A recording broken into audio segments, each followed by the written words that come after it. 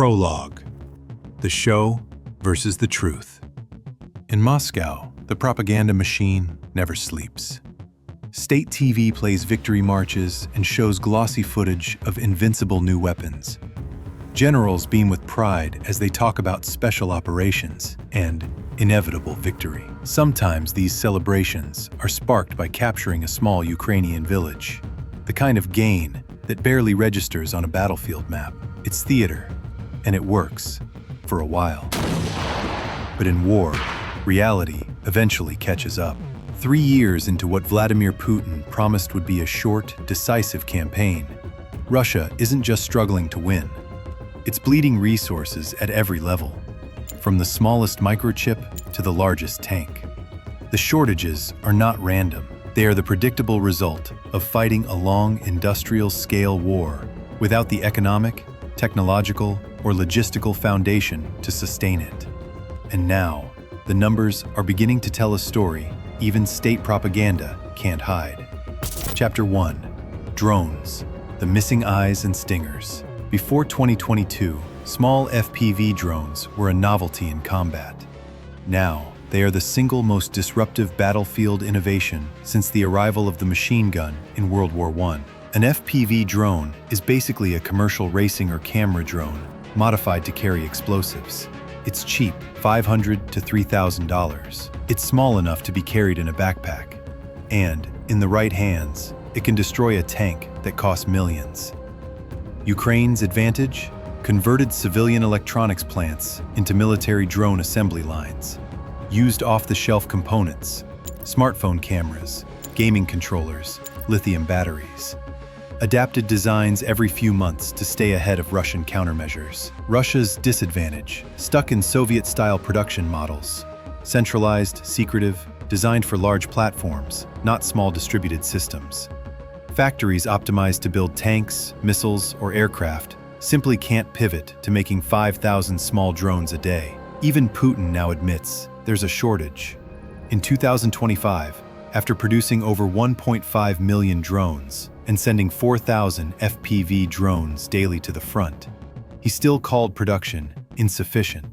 The bigger problem: without drones, Russian battalions are essentially blind. They're forced to rely on outdated reconnaissance, and Ukrainian drone swarms are free to pick apart their positions with surgical precision. Chapter 2: Precision missiles, from smart to desperate. In the first year of the war, Russia's Kalibr cruise missiles and Iskander ballistic missiles were a symbol of modernity. Long-range, precise, hard to intercept. Now, Russia is firing S-300 surface-to-air missiles, weapons designed to shoot down aircraft at ground targets. It's a dramatic downgrade. Why this matters? By mid-2023, Russian industry could only produce about 60 guided missiles a month. That's nowhere near enough for sustained operations. To fill the gap, Russia uses Fab series glide bombs, old Soviet dumb bombs with crude guidance kits. They launch around 3,000 a month, but accuracy is poor and many hit empty fields. Chapter 3: The Microchip Crisis. Modern warfare runs on semiconductors, missiles, drones, radar systems, tank fire control computers, all need microchips. In March 2025, a key semiconductor plant in Stavropol shut down. The reason?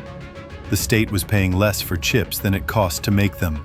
The structural problem: since the 1990s, Russia has imported most high-tech electronics instead of maintaining domestic production.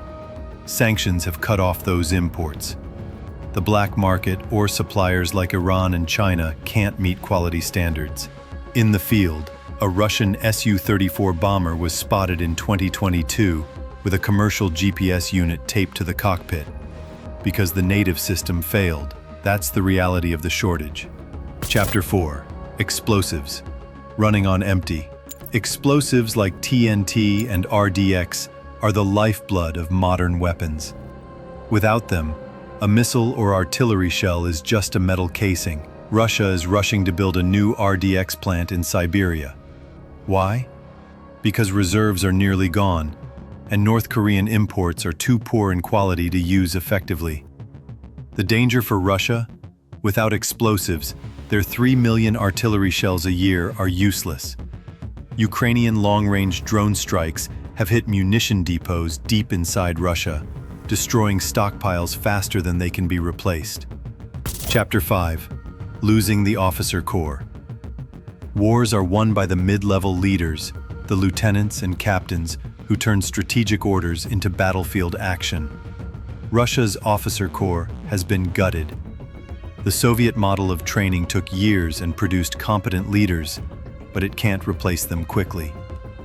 In 2024, Moscow announced 33 new training schools, but meaningful results won't come until 2028 to 2030. That's far too late for a war that's already cost Russia over 1 million casualties. Chapter 6. The Budget Spiral. Russia's oil and gas revenues, its economic lifeline, fell 34% year-over-year in mid-2025. At the same time, defense spending has ballooned to 40% of the federal budget. That leaves less for everything else: infrastructure, education, healthcare. The Kremlin is already signaling cuts in 2026, admitting it can't sustain this burn rate. Chapter 7. Tanks from the past. From modern T-90Ms and T-80s to Cold War-era T-72s, and now T-55. Conclusion: the systemic breakdown. Any one of these shortages would be a problem. Together, they're catastrophic. Military theorists call this systemic degradation, when interconnected failures amplify each other until the whole system collapses. Russia entered this war confident it had the second strongest military in the world. 3 years later, it's scavenging from Cold War stockpiles, improvising weapons from outdated systems, and spending money it doesn't have on equipment it can't produce. This isn't just the slow death of Russia's war machine. It's the dismantling of an entire military-industrial complex